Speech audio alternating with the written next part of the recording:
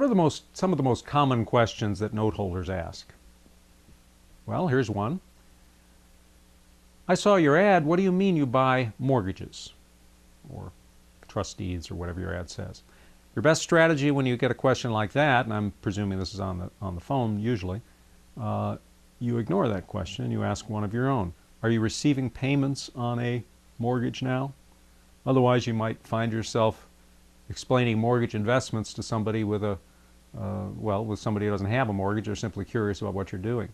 In fact, I'll never forget the time I didn't ask that question early on in my note buying career, and I had this long conversation with a guy. It turns out he had the idea that he was renting an apartment and that he could sell me his rent payments, which to this day I still don't understand what he's thinking. Anyway, always ask the question, are you receiving payments on a note or a mortgage, trust deed, whatever term you want to use.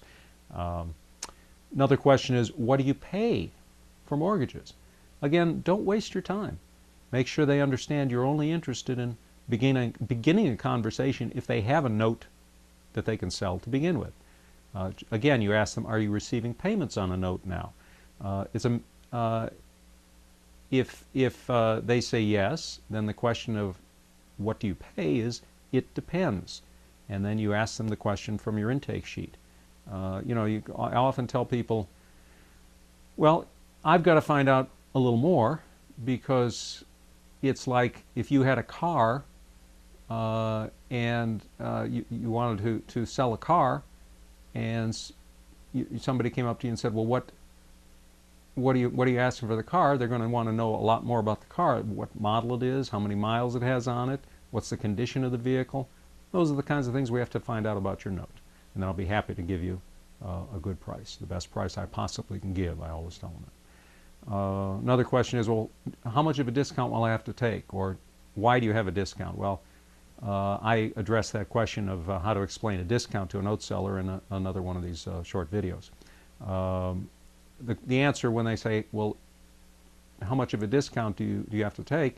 My answer is as little as possible. Each note is different.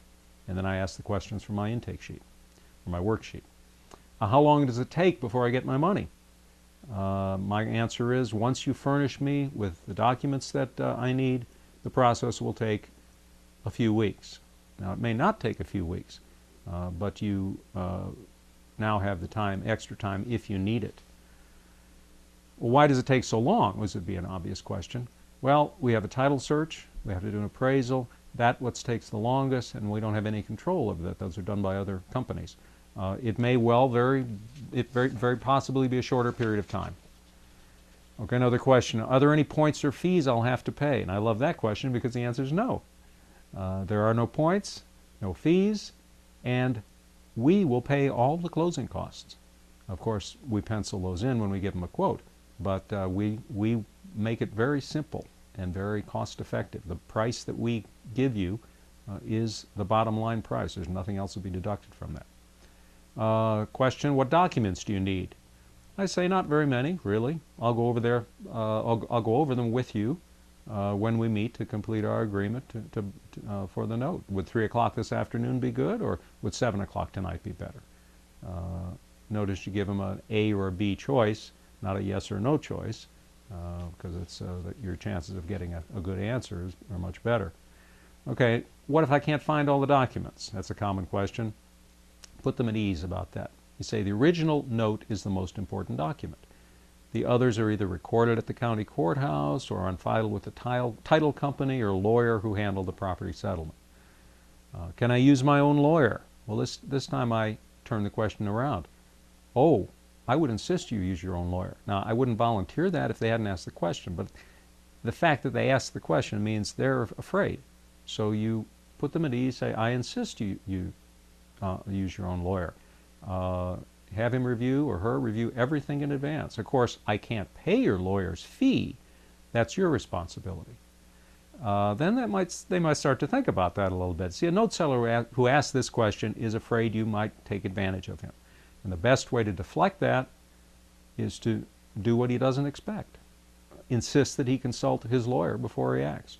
I often think of Matthew 5, verse 41, when Jesus said, "Whoever shall compel thee to go a mile, go with him 2 miles."